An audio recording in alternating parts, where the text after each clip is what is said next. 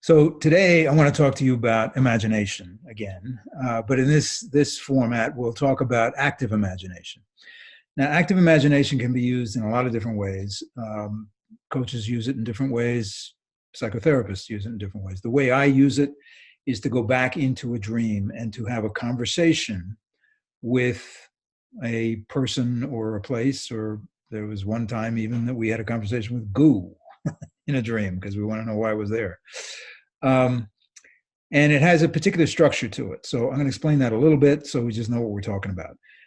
There is a guided active imagination where you go back into the dream. And if you were my client, I would say to you, well, ask the lady if it's okay to talk to her. And then you wouldn't repeat that, but you would ask and you'd report back what the lady said. So that's one way of doing it. The other way that I use more often is to take an assignment, for the client to take an assignment home and do the active imagination on their own. So they go back into the dream to talk to the lady. But what they're going to do is they're going to sit down at their computer and they're going to type out a script. So their initial colon, this is the question, and then whoever they're talking to, an initial and the answer. And there's a couple of reasons for doing that. First of all, you get a record of what went on, which then I ask clients to email me. And sometimes they'll say, okay, this is great, but go back and ask these questions. That's one thing. More importantly, the reason you type it out is to get your ego out of the way, because you don't have a whole lot of bandwidth to be directing this thing if you are asking and listening and typing. And that's the more important reason for using it. And whenever I do this initially, and this is my experience actually doing it initially, people say, I feel like I'm making this up.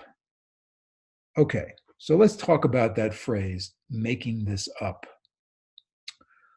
Where does that really originate from? How do we use that language in our culture? Well, usually when a little kid will come and say, oh, I have this great story, or I had this conversation with my imaginary friend, or whatever, we say, oh, Jimmy, you're making that up. It's a very dismissive phrase. It's a terrible thing to say to a child, actually, because what's happening? They are exercising this experience that's totally unique to them. And by the way, totally unique to you. Your imagination is yours, nobody else's, just like your dreams are yours and nobody else's.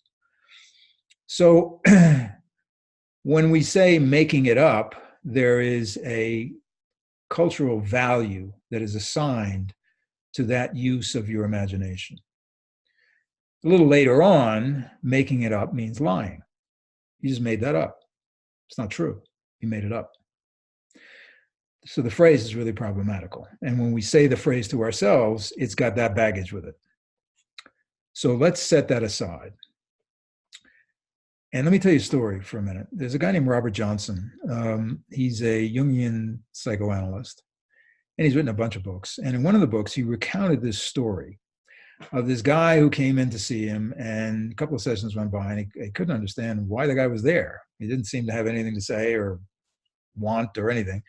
So Johnson suggests that he use active imagination. And in the way Johnson uses it, it's literally to sit down and write out anything that comes up in your imagination.